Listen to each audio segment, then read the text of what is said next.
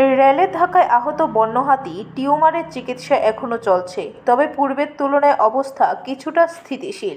সিপাহীজলা অভয়ারণ্য থেকে এবং আগরতলা থেকে বিশেষ এবং অভিজ্ঞ চিকিৎসক থেকে শুরু করে বিভিন্ন স্তরে ঊর্ধ্বতন কর্তৃপক্ষ বন আধিকারিকদের সাথে নিয়ে মুঙ্গিয়াকামী জঙ্গলে আহত এবং আঘাতপ্রাপ্ত টিউমার যেখানে অবস্থান করছে সেখানে ছুটে গিয়ে তার অবস্থা সরজমিনে তদন্ত করেন এবং কিছু কিছু জায়গায় চিকিৎসা পরিষেবা প্রদান করেন। গোটা বিষয় নিয়ে আমাদের সাথে কথা বলার সময় পশু চিকিৎসকদের তরফ থেকে দাবি করা হয়েছে পূর্বের তুলনায় কিছুটা ভালো রয়েছে টিউমার। আঘাতপ্রাপ্ত হওয়ার প্রায় 3 দিনের মাথায় এবার টিউমার কিছু কিছু করে জলসহ খাবার গ্রহণ করছে, এমনটাই দাবি। তবে আগামী দিনে পরিকল্পনা করে তাকে আরও উন্নত চিকিৎসা পরিষেবা প্রদান করার প্রচেষ্টা রয়েছে এবং তার শারীরিক অবস্থার দিকে পূর্ণ নজর রয়েছে, এমনটাই দাবি করা হয়েছে।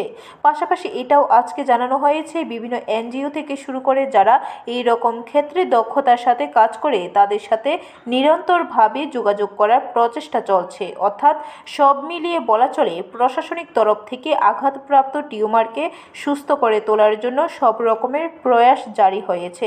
এখানে উল্লেখ করা প্রয়োজন, 3 দিন আগে আগরতলা থেকে ধর্মনগরগামী ট্রেনের ধাক্কায় গুরুতরভাবে আহত এবং আঘাতপ্রাপ্ত হয়ে বর্তমানে প্রায় চলার ক্ষমতা হারিয়ে বসে রয়েছে বন্য হাতি টিউমার। আজকের চিকিৎসকদের দলে চিড়িয়াখানা অভয়ারণ্যের পশু বিশেষজ্ঞ ডাক্তার ওয়াটসন সুব্রদে কেশব দেবনাথ ছিলেন। এছাড়া মহকুমা বন আধিকারিক A.K. बोरदेव शामिल ছিলেন।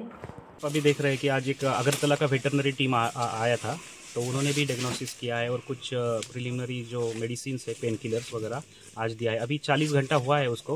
जैसे कल भी हम आए थे यहाँ पे, तो कल उसने कुछ खाया नहीं था, हमने उसको पानी भी दिया था, कुछ कोला घास खाने के लिए दिया था। कल कुछ खाया नहीं था, लेकिन आज हमारे सामने उसने थोड़ा सा कोला घास भी खाया है, तो इम्प्रूवमेंट तो दिख रहा है।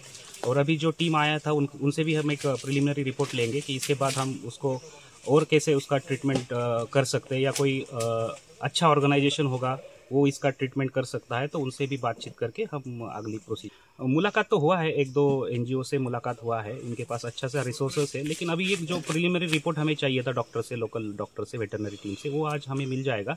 तो उसके हिसाब से हम जो हायर ऑफिशियल्स हैं हमारे हेड फॉरेस्ट डिपार्टमेंट में, उनके साथ बातचीत करके हम अगला डिसीजन लेंगे।